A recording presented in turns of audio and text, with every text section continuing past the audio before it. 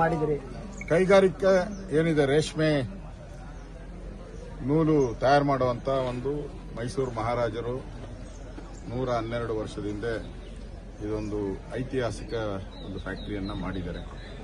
ಇವತ್ತು ಈ ಸೀರೆ, ಮೈಸೂರು ಸಿಲ್ಕ್ ಸೀರೆ ಇಡೀ ಕರ್ನಾಟಕದಲ್ಲಿ, ಇಡೀ ದೇಶದಲ್ಲೇ ಫೇಮಸ್ ಇದೆ. ಸ್ವತಃ ಚಾಮುಂಡಿ ದೇವರಿಗೂ ಕೂಡ ಇದೇ ಸೀರೆಯನ್ನು ಉಡಿಸುವಂಥದ್ದು. ಆ ರೀತಿ ಖ್ಯಾತಿ ಪಡೆದಿರುವಂಥ ಒಂದು ಘಟಕ ಇದು. ಇದನ್ನ ಹುನ್ನಾರ ಮಾಡಿ ಮುಚ್ಚುವಂಥ ಪ್ರಯತ್ನ. ಹೆಸರಿಗೆ ಅವ್ರು ಏನು ಹೇಳ್ತಾ ಇದ್ದಾರೆ, ನಾವು ಗ್ರೌಂಡ್ ಅಷ್ಟೇ ಮಾಡೋದು ಅಂತ.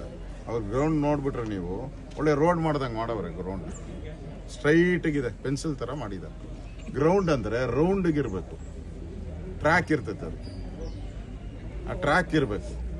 ಇದು ಇಲ್ಲಿ ಸ್ಲೋಲಾಗಿ ಇದನ್ನು ಮುಚ್ಚಿಸ್ಬಿಟ್ಟು ಪ್ರೈವೇಟ್ ಮಾಡಿಬಿಟ್ಟು ನೂಲು ತಯಾರು ಮಾಡ್ತಾರಲ್ಲ ಯಾರು ಪ್ರೈವೇಟ್ ಅವರು, ಅವರಿಂದ ಕಮಿಷನ್ ತಗೊಂಡು ನೂಲನ್ನ ಸಪ್ಲೈ ಮಾಡೋದು. ಕೊನೆಗೆ ಆ ಸಪ್ಲೈ ಎಲ್ಲಿ ಮಾಡ್ತಾರೋ ಅದನ್ನು ಮುಚ್ಚಾಕ್ಬಿಡೋದು.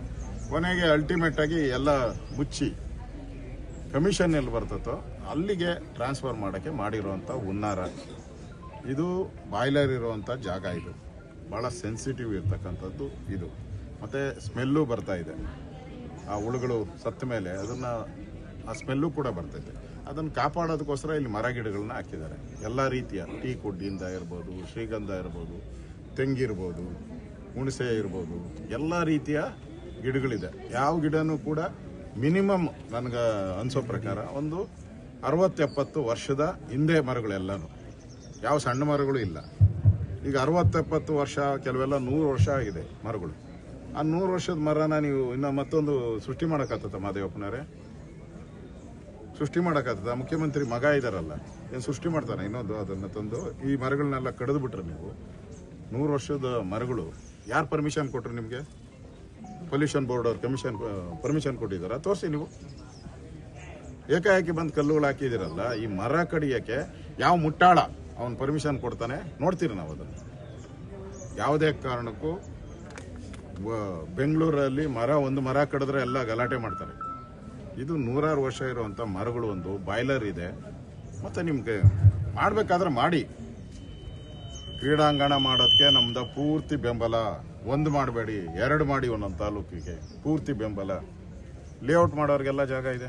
ನಿಮ್ಮ ಕಾಂಗ್ರೆಸ್ ಆಫೀಸ್ಗೆಲ್ಲ ಎಷ್ಟು ಸಾವಿರಾರು ಎಕರೆ ತಗೊಂಡಿದ್ದೀರಾ? ನೀವೇ ಹೇಳಿದ್ದೀರಾ ತಾಲೂಕಿಗೆ ಒಂದೊಂದು ಕಾಂಗ್ರೆಸ್ ಆಫೀಸ್ ಅಂತ. ಅದಕ್ಕೆಲ್ಲ ಹೆಂಗೆ ಜಮೀನು ಬರ್ತೈತೆ ನಿಮಗೆ? ಇದಕ್ಕೆ ಜಮೀನಿಲ್ಲ. ಇದು 96 ಕೋಟಿ ಲಾಭ ಮಾಡಿರುವಂಥ ಸಂಸ್ಥೆ. ಇದು ವರ್ಷಕ್ಕೆ ಪ್ರತಿ ವರ್ಷನೂ ಕೂಡ ಇಷ್ಟು ಲಾಭವನ್ನು ಮಾಡ್ತಾ ಇದೆ. ಇಷ್ಟು ಮಾಡ್ತಾ ಇರುವಂಥ ಸಂಸ್ಥೆಯನ್ನು ಮುಚ್ಚಕ್ಕೆ ಹೋಗ್ತಾ ಇದ್ದೀರಾ. ಇದನ್ನು ನಂಬ್ಕೊಂಡು 2,500 ಕಾರ್ಮಿಕರ ಕುಟುಂಬ ಇದೆ ನಂಬ್ಕೊಂಡು. ಅವ್ರು ನಂಬ್ಕೊಂಡು ಎಲ್ಲ ಒಂದು 10,000 ಜನ ಕುಟುಂಬ ಆತಾರೆ.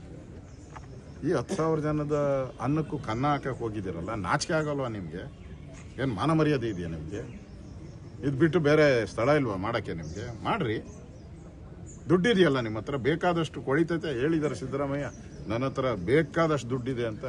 ತಗೊಳ್ಳಿ, ಒಂದು 5 ಕೋಟಿ 10 ಕೋಟಿ ಕೊಟ್ಬಿಟ್ಟು ತಗೊಳ್ಳಿ, ಜಮೀನು ತಗೊಂಡು ಮಾಡಿ. ನಮ್ದೇನು ಅಬ್ಜೆಕ್ಷನ್ ಇಲ್ಲ. ಆದರೆ ಈ ಜಾಗವನ್ನು ಯಾವುದೇ ಕಾರಣಕ್ಕೂ ಮಾಡೋಕ್ಕೆ ನಾವು ಬಿಡಲ್ಲ. ಏನು ಹೋರಾಟ ಮಾಡ್ತಾ ಇದ್ದಾರೆ ಇಲ್ಲಿ ಲೋಕಲಲ್ಲಿ, ಈ ತಾಲೂಕಿನ ಜನ, ಈ ಜಿಲ್ಲೆ ಜನ, ಅದಕ್ಕೆ ಪೂರ್ತಿ ಬೆಂಬಲವನ್ನು ನಾನು ಕೊಟ್ಟಿದ್ದೀರಿ. ಮತ್ತೆ ನಾನು ಬರ್ತೀರಿ. ನಾವು ಇದನ್ನು ಇಲ್ಲಿಗೆ ನಿಲ್ಲಿಸಲ್ಲ. ಈ ಹೋರಾಟವನ್ನು ತಾರ್ಕಿಕ ಅಂತ್ಯಕ್ಕೆ ತಗೊಂಡೋಗ್ತೀರಿ. ವಿಧಾನಸಭೆಯಲ್ಲಿ ಇದನ್ನ ಪ್ರಸ್ತಾವವನ್ನು ಮಾಡ್ತೀವಿ. ಇವಾಗ ಕಲ್ಲಿಗೆ ಜಾಗನ ಮಾರ್ಕ್ ಮಾಡಿದಾರಲ್ಲ ಸರ್, ಅದಕ್ಕೆ ಹೇಳಿದಿರಿ ಅತಿರೇಕ ಮಾಡಕ್ ಹೋಗಬೇಡ ಅಂತ ಹೇಳಿದಿರಿ. ತಹಸೀಲ್ದಾರ್ ಕಿತ್ತಾಕಂತ ಕಾರ್ಯಕ್ರಮ ಏನಾದ್ರು ಮುಂದೆ ಮಾಡೋಣ. ಅದನ್ನು ಮುಂದೆ ಇದೆ. ಇವತ್ತು ಪ್ರಾರಂಭದಲ್ಲಿ ಬಂದಿದ್ದೀನಿ. ಮುಂದೆ ಅದನ್ನು ಕೂಡ ನಾವು ಮಾಡ್ತೀರಿ. ಇವ್ರು ಸರ್ಕಾರ ಬಗ್ಗಿಲ್ಲ ಅಂದ್ರೆ ಯಾವ ರೀತಿ ಹುಬ್ಬಳ್ಳಿಯಲ್ಲಿ ಚಳವಳಿ ಆಯ್ತಲ್ಲ ಸ್ಟೂಡೆಂಟ್, ಅದೇ ರೀತಿ ಚಳವಳಿನ ಇಲ್ಲೂ ಕೂಡ ನಾವು ಮಾಡ್ತೀರಿ.